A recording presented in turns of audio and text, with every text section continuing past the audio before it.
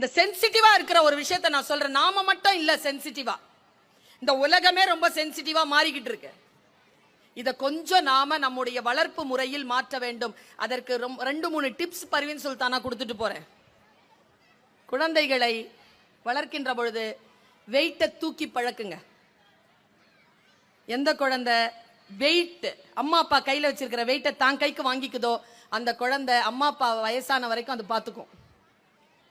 Psychology. எந்த பெற்றோர் குழந்தை வெயிட் தூக்கிடக்கூடாதுங்கிறதுனால தானே சுமந்துட்டு சுத்துறீங்களோ நீங்க சாவர வரைக்கும் அதுங்களை நீங்க தான் பார்த்துக்கணும்.